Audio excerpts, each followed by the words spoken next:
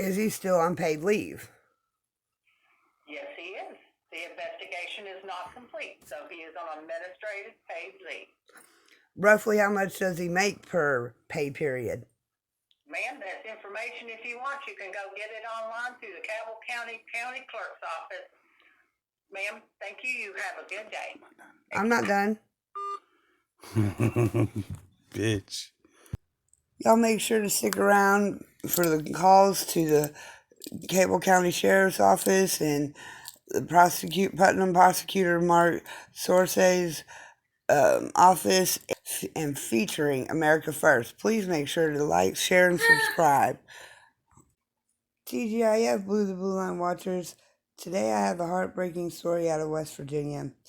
Jeffrey Racer, a piece of shit Cabell County Sheriff's deputy, hit and killed 13-year-old Laney Hudson on December 30th, 2022, while off duty in his Mandt County vehicle, and his 26-year-old civilian girlfriend, Hannah Elizabeth Glamarino, riding shotgun.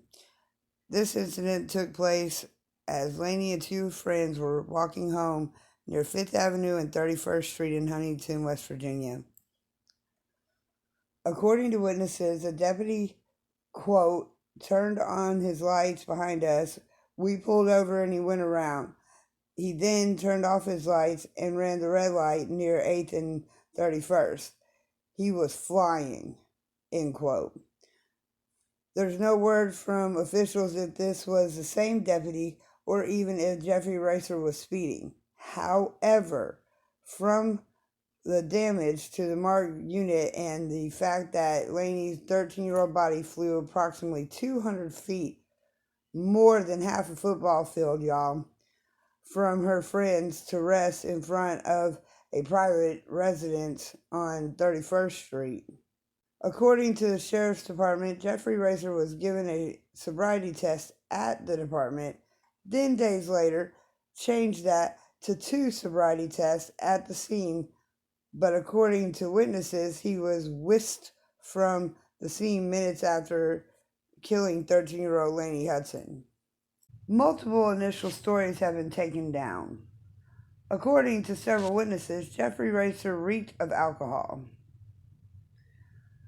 The Cabell County Sheriff's Office does not deploy any dash, body, or interior cameras, according to the sheriff. The onboard computer from the Mandt unit, which records everything from geolocation and speed to diagnostics, including brake and overhead lights, has been removed by the West Virginia State Police, who are in charge of the investigation. The Cabell County Sheriff's Office said Jeffrey Racer was going to put fuel in his Mandt unit while off duty with his 26-year-old girlfriend. As a mother of a 13-year-old daughter, this hits close to home. While Laney Hudson's friends and family brought in the new year, mourning the loss of an innocent child, Officer Jeffrey Racer was on paid administrative leave, paid vacation on us. I am so disgusted with the injustice in our society, court system, and there has to be a change. To make things worse, to show you how the West Virginia State Police are handling this situation, here is a video of Laney Hudson's mother being kicked off of public property along with several other protesters at the state police barracks. You can do what you want to do, but just be respectful, okay? What are we doing? I'm going to take you for the Wilma. Oh, okay. I'm going to be respectful. Come get you. Yeah, I know you do.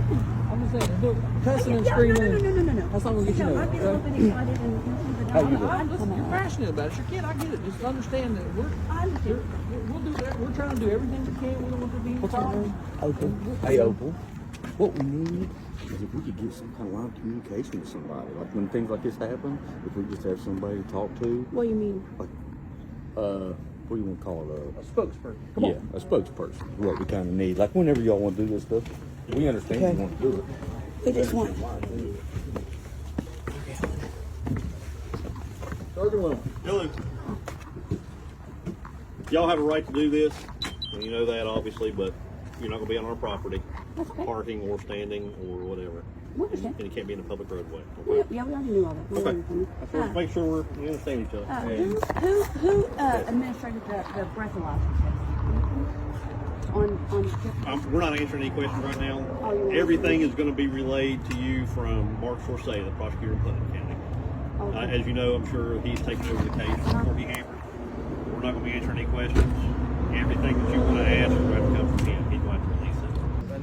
I just know that you guys have these cameras. Yeah, we're recording. Everything's being recorded, audio and video. He definitely should be on camera down there taking a breathalyzer test, right? For like the fourth time. Okay. Any answers you want, and this is not me being rude or short. Well, or you're anything, definitely coming off as very rude. Absolutely. because I've told this like the fourth time I've told you this. I'm just asking we a want simple to help you. question. That's It's why my we're daughter that's listen, dead, you guys. We're doing a thorough investigation to give you all the answers you want, and you're going to get them. He wants to keep everything in order so that he can lay it all out at one time. We just can't give you bits and pieces, and you ask me, well, what about this or this, and me give you that. Everything has to come from him. So what is going to happen is there's a few things still being worked out. Everything will go to him. And like he just explained to you, he will either make a public statement or bring you all in. I don't know what he'll do. Yeah, It's I up have to a him. meeting Friday. And he will tell you what he knows. So you'll get all the answers that you want. And it's not that I don't want to tell you, or not that I don't have the information. I do have some of the information. But that's just how the system has to work. It's not that we don't want to help you. If we didn't want to help you, we wouldn't be doing this investigation. That's our job. That's what we're doing. And we're doing it right. I just hope you're doing it right. We are doing it right. The state police does not do things halfway. Okay? We're doing this 100% the right way. So then And- everything should be on camera. That's all. And if I'm coming off short, then I apologize. It's just we're trying to do the right things, and we don't want to do something wrong and mess up the investigation. We don't want to do what the prosecutor doesn't want us to do. Okay? So if I came off short, I'm sorry. It's not what I meant to do. I'm just trying to explain to you how it works. Okay? So if you've got a meeting with him Friday, great. And anything he wants to tell you, great. But we can't stand here on a parking lot and give you those answers. Okay? You're going to have to get them from him. Okay. That's the point I was trying to get across. You're going to have to get them from him. Okay. Okay? Keep in mind, this is the same guy that does all the investigations for Sheriff Chapel. I wasn't speaking to you. I don't have to speak to you.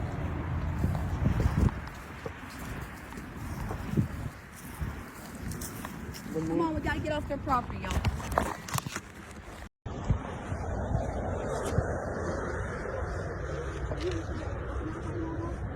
We've already warned y'all a couple times, so it's going to get to the point that people will come to jail. Well, then take me to wanna do jail. that. I'm not doing anything Okay, well, wrong. if y'all don't get off our property, it's Okay, well, the road's not your property, though, right? The road is not. No. Good. That's where I'll fucking stand. Now, you know how ridiculous you are. This is a 13-year-old little girl we're talking to. This is state property. It's not your property. I'm not fucking leaving. He'll take me to goddamn jail today. I'm not fucking leaving. You bitch. I'm not fucking leaving. He'll arrest me first. As you can see, she was told to stand in the roadway and keep it respectful. This shit after not releasing no information to the mother or family. They had the nerve to tell this mother to be respectful. A man in the same profession wearing similar clothing killed her 13-year-old daughter, and it seems some aiding in covering it up. The Putnam County Prosecutor Mark A. Sorcia has been assigned the case to assess any possible criminal charges for Jeffrey Racer. I personally think that was a no-brainer and he should have been arrested on sight. I put it to you, who among us could hit a 13-year-old girl hard enough not only to kill her, but cause the damage to the marked unit and send her body more than 50 yards, not only not get arrested on site, let alone paid leave? According to sources, Jeffrey Racer and his 26-year-old girlfriend, Hannah Elizabeth Glamarino, attended a football game 2 weeks into his paid administrative leave for killing 13-year-old Lainey Hudson. I wonder if they even thought about Lainey Hudson while watching. It is past time public officials were held accountable for their actions as any of the public would be. Let's hear a conversation between Lainey's amazing and strong mom, Opal Sloan, and I. Hello? Hello? Hi, Opal? I just want to say you are a strong, amazing mom, and we are so sorry for your loss. Thank you so much. It's hard for me not to be emotional right now. I couldn't be as strong as you. So Well, sometimes I'm not strong. yeah, I understand that, but you're doing really good to be strong and fight, and that's amazing. I have to, or nothing's going to be done. I know, but you have people in other states that love y'all and are gonna fight to help y'all as much as we can too. I hope so. Absolutely. So can you please tell us a little bit about Lainey? Well, she had just turned 13. I've got 5 kids. Okay. Lainey's the oldest. Okay. She was the most outgoing kid that I had. She had a personality like no other. Like I have a daughter who's 12 years old, and they are day and night. Aww. Lainey wasn't shy at all. At all. She loved to sing and dance. She couldn't sing a lick, but she loved to sing. That's awesome. She loved it. There's, of course, kids, our age, they bicker and carry on. Oh, but, yeah. There's not many kids that didn't like Lainey. If they met Lainey personally, they liked her. Yeah. She had a real big heart. She's just, That sounds so much like my baby girl too. I mean, she was a happy little girl. I've got videos and stuff of her, and I swear every video I have of her, she's singing, laughing, or dancing. Oh, that's so awesome. And for her to be the one kid that I have who is so outgoing and lively, yeah. She was different than I love all of my kids. Right. Oh, yeah. But Lainey was very, very special to me. She was she's my girl. Yeah. Yeah, I know. I do. There's a lot of people on the internet, bashing me and talking about I've got in trouble before. I was on drugs at one time. But Lainey is, of course, my kids did. Lainey went and lived with my mom for a year, and my other kids lived with my dad. But I got clean, and I got my kids back. But no matter what I ever done in my life or went through, Lainey loved me. She never, like my other kids, were mad at me, but Lainey wasn't. Lainey was my girl. And we all make mistakes, and we all learn from them. We all do better, and everything gets better. Yeah, a lot of people are on there saying that, if I hadn't have been a criminal myself, then maybe Lainey wouldn't have been out. But listen, I wasn't a perfect mom, especially for the year that I was on drugs. But I'm not that person today, and I never in a million years would have ever thought that Lainey was out running the streets. She wasn't allowed to. She was just being a sneaky 13-year-old little girl, and I had no idea she was outside running the streets. The people that picked her up, it was an elderly man and her little friend. And anytime Laney went anywhere, I always asked, please, she's not to go nowhere. Right. She's not to go nowhere. Yeah. And I thought she was in Wayne County. Had no idea she was in Huntington. No idea. Oh. No idea. When I got a message on Messenger, actually, and it said, it was from some kid, and it said, I hope this is Laney's mom. It's 911. And then they instantly messaged back and they say, never mind, she's dead. And I thought I was being pranked. I thought it was like some mean-ass kid pranking me. So then I instantly get another call, and it's a woman, and I'm upset because she tells me the same thing, and I'm like, quit calling me with this bullshit. Yeah. And she's like, Oprah, this isn't a joke. I mean, that Laney was hit by a cop, but she didn't tell me that Laney was dead. So I hang up, and I call my sister, and I'm upset, and I'm telling her, like, you got to get to me. I got to go find Laney. Yeah. So I called the hospital thinking she would be at the hospital, and they hadn't brought her there. Yeah. Remind you, this happened at 10:25 at night. I didn't get the message until I think it was 10:45. At 10:53, I call 911, and I tell them, I'm like, listen, I just got a message that my little girl had been hit by a cop. I said, I'm trying to find out if it's true. And he says, where at? I said, the east end of Huntington. He comes back and he said, ma'am, there's been no 911 report. What? This is at 10:53, and Laney got hit at 10:25. So I'm like, well, what do I do? How do I know if she's really got hit or not? And he says, hang on, honey, I'm going to find out for you. He comes back on the phone and says, ma'am, I need your address. A state police officer is going to come talk to you. I knew right then something was wrong because that doesn't happen. So, but I'm telling myself that maybe since she was Logan, that she's got herself in trouble and they're going to bring her home to me. Right. I sat at my house for an hour and a half. What? An hour and a half, and finally my dad pulls up in the driveway, and he's got this look on his face, and he says, your sister is up there on the scene with Laney. And I said, okay, Daddy, we'll take me to her. And he shook his head no, and he told me that she didn't make it. So I don't remember the call right up there, but I know when I got there was police cars everywhere. So of course I instantly jump out and I want to go to her. Yeah. And the police officer meets me at the car and he says, get back in your car, ma'am.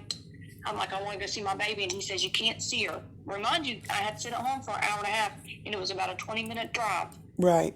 So I'm upset, and I'm wondering, well, why is she still on the ground? I said, why is she, we can get her up off the ground. I want her up off the ground. And he says, ma'am, it's an investigation. I need you to get back in the car. We're almost done with it. As soon as we're done, we'll take her to St. Mary's. Remind you, nobody had identified her by this time. So, what? Yeah, and my sister and my brother was there, but of course they already had a shoot over and stuff. So, my little brother comes to me and he says, Sissy, go on to the hospital. I'll wait here. So I do. At 2:42, my brother finally calls me and says, Sissy, they just got her up off the ground. 2:42 in the morning, 4.5 hours later. That is ridiculous. So Evil asses. I'm expecting them to bring her to me. Or they don't. They take her straight to Charleston. Why? I don't know. So I'm calling around wanting to know where she, I didn't know for sure if they took her to Charleston. I just knew they didn't take her to St. Mary's. Right. Finally, a state police officer come, or a Cabell County, I don't know what he was. Anyways, it was somebody that I went to school with. Okay. And he tells me, listen, nobody called me out here, but I knew that the call and I knew who it was, so I wanted to come talk to you for a minute. I'm asking where she's at. He's telling me he doesn't know. Wait till in the morning and call and find out. So forth and so forth. Well, I think the next morning I found out that they took her to Charleston. Still yet, nobody had identified that baby. Nobody. What? Nobody. So, and when I pulled up, I do know that when I pulled up on the scene, I'm asking, where's the police officer that hit her? And they're telling me he's in the back of the police car. I'm like, okay.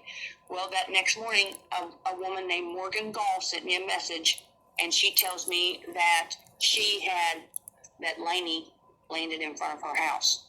Mm-hmm. That when there's car wrecks there all the time. Right. And she said, which I talked to people at the Family Dollar that's right there. There's like 3 houses down through there. Every one of them said that they heard it. They heard the wreck, and they thought that it was, when they come outside, they thought they was going to see a 2 or 3 car pile up. Oh my gosh. And Morgan told me, she said, but instead I see a baby laying on the ground. The woman that calls 911, she called him twice. They said that when because she was with 5 other kids that night, 4 or 5 other kids that night. Right. They said, there was talk going on that she was playing chicken, and listen, Laney wasn't a dumb little girl. And Right. she never would have been doing that. Yeah. Yeah. I asked the kids, what was she doing? Why was she ahead of you guys? Because the other kids hadn't crossed the street yet. Right. There was a little girl that was with them, because there's talk that she was drunk and that she smoked pot, and the one little Logan, her little friend Logan, I asked him, you got to be honest with me. And he said she was not drunk. He said they were all thinking they're cool, and I don't know if you know what bootleggers are. It's like a wine cooler. Oh yeah. Okay. And they said that Laney took 2 drinks of a bootlegger. And she looked at him and said, I can't drink no more of this. I'm a lightweight. So, anyways, but one of the kids that was with them, they said that she was drunk. And Laney, she said that the little girl kept trying to sit down every couple houses or something. So Laney was trying to get away from her. Laney was tired of waiting on her. Yeah. So Laney walked ahead of them. And they said when Laney started crossing the road, he was probably, I'm trying to think of how far away he was from her. I'm going to say a half a mile. Well, I'll say a quarter. He was a quarter of a mile from Laney when she started to cross that street. Okay. And it's 4 lanes. Okay. Okay. She made it across 2 lanes and a turning lane. And the little boy said, Opal, before we could even get out, run Laney, he had already hit her. Oh my gosh. Said that he hit her going so fast that she went as high as the traffic lights, and then she flew a half a block down the street. Oh my gosh. Okay, so on the scene, the state police are saying that they give him two breathalyzers and a field sobriety. Well, for one, you don't never give 2 breathalyzers; you only give 1. Right. And if you pass that breathalyzer, why in the world are they going to give you a field sobriety? Exactly. Okay. Mm-hmm. So they're telling me that they believe my daughter was intoxicated, so they're going to take her to have her blood drawn to see if she was drunk. But yet this man didn't have to have his blood drawn. I don't think so. He didn't. He didn't have his blood drawn, but my baby did. Oh when he gets out of the car, he never even turns his lights on. Never even turns his lights on. People have to tell him 8 and 9 times to turn your lights on, turn your lights on. He never goes and checks on her. They said he jumped out of the car and started screaming, don't fucking touch her, don't fucking touch her. I wasn't going that fast, she's already dead. Wow.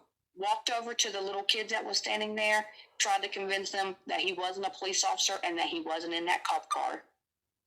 They said about 2 minutes later, another police officer Cabell County Sheriff pulled in, picked him and his girlfriend up that was with him, and took them off scene before first responders or anybody got there. That is so illegal. Said that when the ambulance got there, they went over to Laney for some reason or another and tried to start an IV. I don't know why they would try to start an IV, but and was supporting her neck. So the woman told me, the Morgan Gall woman told me that that she thinks that maybe it broke Laney's neck, and she told me that that it definitely killed Sissy on impact. Mm-hmm. That there was nothing anybody could do. When Morgan Gall and them come outside and was trying to get the police officer's badge number, they wouldn't give it to him. They told him to go back inside. My sister was first on the scene because she lives in Ohio, and when I call her to come get me, to go find Sissy, she's got to cross the 31st Street Bridge, and when you get to the end of that bridge is where Sissy was. Okay. So when she jumps out of the car, she's hollering for Laney, and that Morgan woman told me, she said, my husband's seen her, and we thought that it was you, her mother. Yeah. So she said her husband tries to go outside to go get my sister. Yeah. Because she's hysterical, and said that 6 police officers surrounded him, shoved him, and told him that he was going to have a bad effing time if he didn't go back inside. That's assault. So, now, okay, so it's been about 4 or 5 days later. Okay. Okay. No, it's been 3 days later. Okay. I go to the courthouse, and I'm protesting. Uh-huh. And I speak to Chuck Zerkle, which is the chief of all the sheriffs, Cabell County sheriffs. Okay. And we have all this on film. He walks in, he says, what can I do for you, ma'am? I'm like, I'm just wondering why no law enforcement officer has reached out to me regarding my daughter's death, not even when she was killed. Right. He laughs at me. No, I'm sorry. He says, well, I don't know, ma'am. You need to contact the state police about that. And I said, state police didn't kill my baby. Cabell County Sheriff's did. Yeah. He looks at me and then says, ma'am, do you even have custody of your daughter? I'm like, what? I'm upset by this point. I'm like, what? Yeah. What did you just ask me? Why would you ever ask me something like that? Yeah. Who does that? Even if I didn't have custody of her, what does it matter? It's still my daughter. Exactly. So, anyway, we're bickering back and forth a little bit because this man is being paid while I'm having to figure out a way to bury this baby. Mm-hmm. So. And he should have been arrested that night. Well, they say that's not protocol. They don't do that. They would to you or me. Absolutely. Well, have you seen where the Louisiana police officer hit and killed 2 girls in a high speed in a pursuit of another vehicle, and he ran a red light and it hit a car and killed 2 girls? They put him in jail. Yeah, exactly where Racer should have been. Jeffrey Racer should have been. They put him in jail. Chuck Zerkle says, I hope you never experienced a tragic accident. What? So, I protest there for a little while, and then I find out that just a few days after Sissy had been killed, that Jeff Racer took his girlfriend, who was with him the night that he hit Laney, to a Cleveland Browns game. The black box that's in the cruiser, of course, come back inconclusive, which I already knew that's what it was going to come back because they had told the news that it was a possibility that it would come back inconclusive. So I already knew they was going to come back with that. Yeah, they planned that. Yeah. Mm-hmm. I go up to Sissy's spot all the time, every day, and and put stuff on there, and then my lawyer calls me and he's like, the state police is taking a while with this report. How long should it take? Maybe you should start rallying again. Yeah. So I go to the courthouse first, and then I end up at the state police barracks. Right. And we are holding our signs, and we're chanting, no justice, no peace, walking around. They come outside and tell me that I need to leave, that I can't do it there. Public property. Right. Well, it's private property, they say. No. And I'm like, okay, well, I want to speak to BK Wellman because they told me that they have cameras on their uniforms that record at all times. So I'm like, okay. So I want to know if, since it records at all times, then Jeff Racer should be on film at the scene of the accident being given a breathalyzer. Right. So when BK Wellman gets there, they come get me, and I'm asking him, and he was like, first off, let me stop you. I'm not answering no questions. I'm like, what? You won't answer that question for me? I just want to know if he was being recorded. You know what I mean? He's like I said, I'm not answering any questions for you. I said, this is not 13-year-old little girl we're talking about. Yeah. I'm not out here trying to act. You know what I mean? I just want to know I just have one question. He was like, for the 3rd or 4th time, I'm going to tell you, I'm not answering any questions. Mm-mm. I'm like, okay. And he was like, a matter of fact, you can't protest here. Get off my property. Wow. I'm like, okay. So we go to the bottom of the hill by the road, which is Route 60. Okay. And we're not chanting at this time. We're just holding our signs. Okay. He comes back outside and tells me if I don't leave, he's going to have me arrested. What? Yes, it's all on. We got everything on film. Good. So I'm like, I'm upset by this. I'm like, take me to jail then. I'm not going anywhere. I'm not doing nothing wrong. I'm not on your property. I'm not leaving. Exactly. Good for you. So that's where we are. And the prosecutor, Mark says it, Saya. Let's say his name. I can't say it for nothing.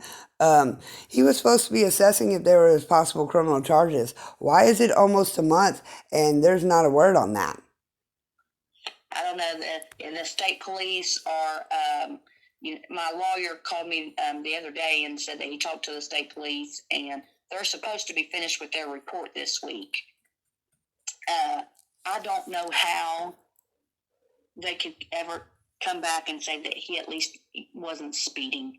I mean, her landing a half a block down the street, her whole body is on the hood of his car.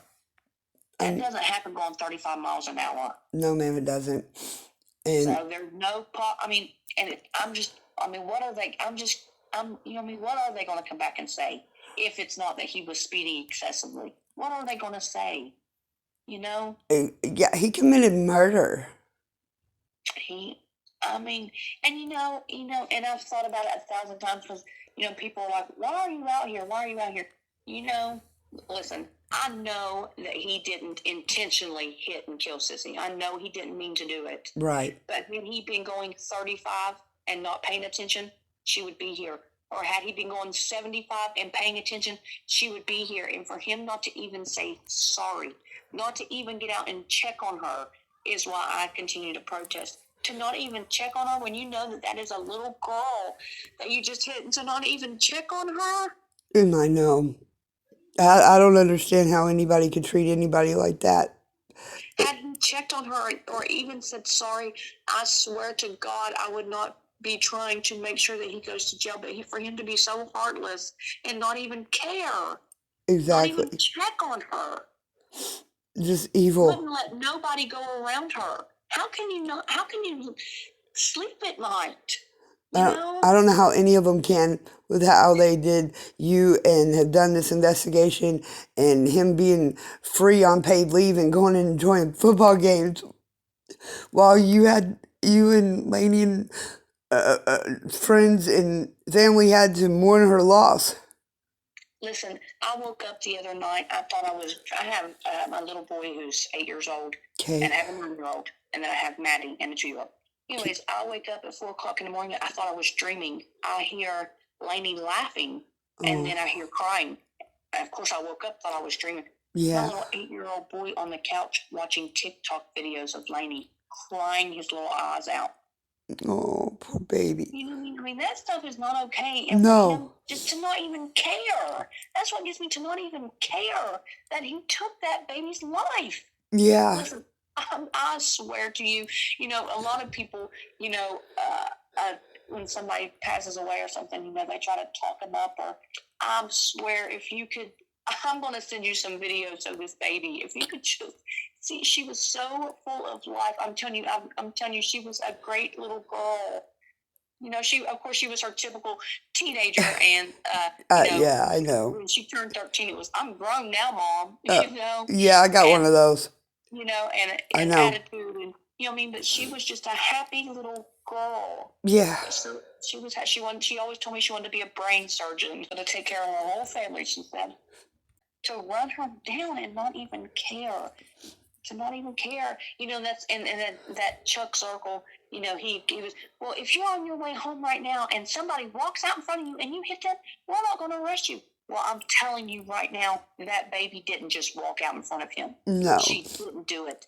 She didn't do it. And people's, well, maybe she wanted to die. Not my little girl. I don't believe that with everything I've seen and watched. I'm sorry, I just don't. Listen, she was a happy little girl. She was so happy. Loved her friend. Listen, she loved her friends more than she probably loved her family. I never thought in a million. You always hear these stories of this or this, and you always think that it'll never be you. Yeah, I know. It'll never be you. And it's me. I live in a nightmare.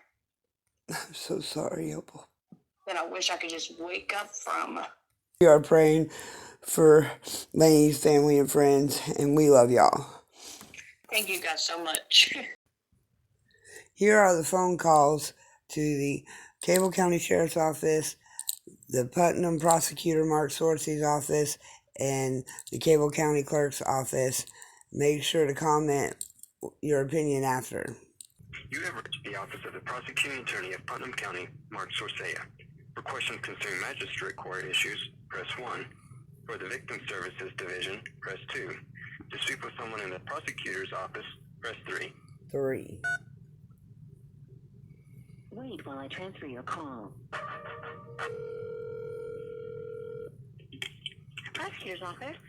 Yes, this is Melanie Tremblay with DNN, and I was wanting to know if there were any developments in the investigation of Laney Hudson's death.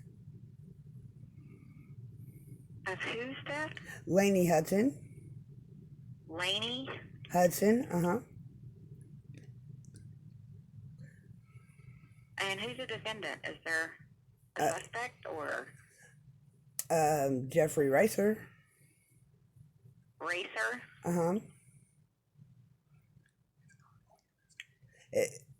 It's an ongoing investigation from what I understand.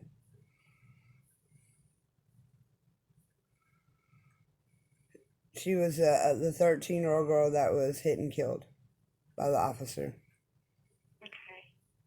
And are you a relative? No, I'm just with a news network media in Houston, Texas.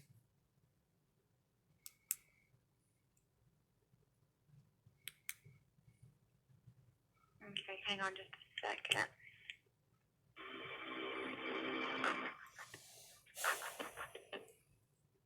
This is Mark Sorsea. I'm sorry I can't take your call, so please leave a message and I'll call you back as soon as I can. Thank you.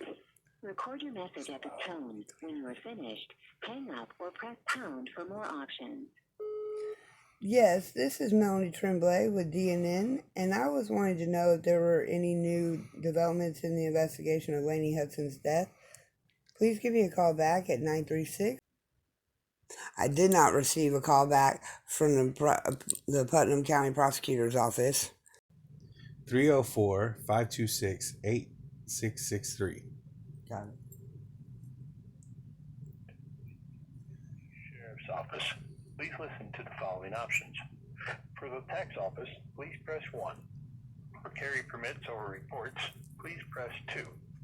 For background checks, evictions, or fingerprints in civil process, please press 3. For the ONA field office for detectives, press 4. For the executive office, please press 5. Press star to repeat this message. 5. Wait while I transfer your call.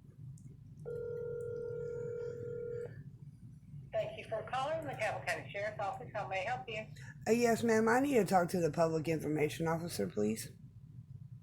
Okay, he's not in the office. Can I take a message? Yes, this is Melanie Tremblay with DNN, and I had some questions about the investigation for Laney Hudson. You need to contact the West Virginia State Police. Thank you, ma'am. Thank you. Bye. Wow. For the executive office, please press 5. Press star. Wait while I transfer your call.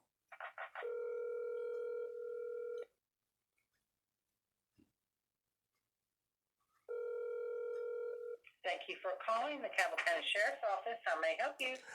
Yes, ma'am. First of all, it's very rude for a public servant to hang up on the media. Second of all, I had questions about Jeffrey Racer, and I need to know who I need to speak to answer my questions about him. You need to contact the West Virginia State Police. He does not work for them. Investigation, and that's who you need to contact, ma'am. He works for y'all. He does not work for the state police. For us, but we do not do an investigation on our own officer in a situation like this. The West Virginia State Police are doing the investigation. It's not about the investigation. It's about Jeffrey Racer. Those are my questions. I have questions about him specifically, and he works for your department. And what is your question? Is he still on paid leave? Yes, he is. The investigation is not complete, so he is on administrative paid leave. Roughly how much does he make per pay period? Ma'am, that's information if you want. You can go get it online through the Cabell County Clerk's office. Ma'am, thank you. You have a good day. I'm not done. Bitch. 5. Wait while I transfer your call.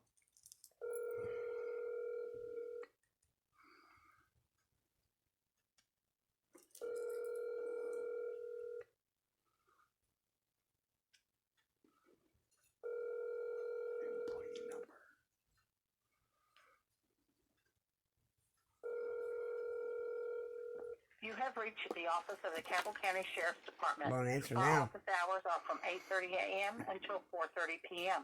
If this is an emergency, please hang up and dial 911.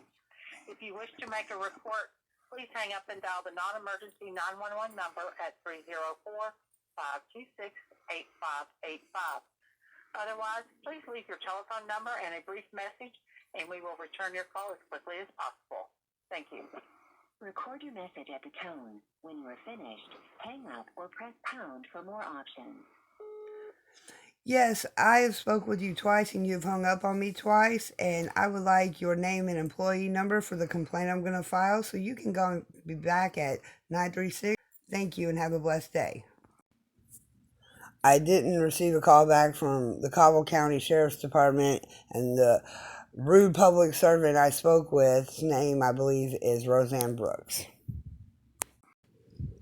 After a month, the taxpayers have paid Jeffrey Racer approximately $5,000 after killing 13-year-old Laney Hudson.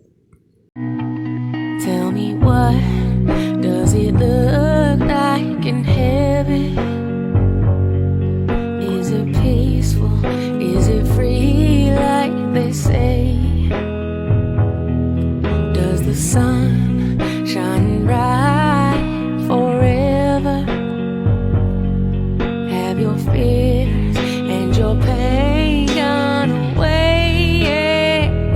The GoFundMe for Laney's mother, Opal Sloan, is in the description as well as the pinned comment. Contact information, links for the county administration can also be found there. Please redress your grievances respectfully. Thank you for watching Blue Line Watchers. See you next time.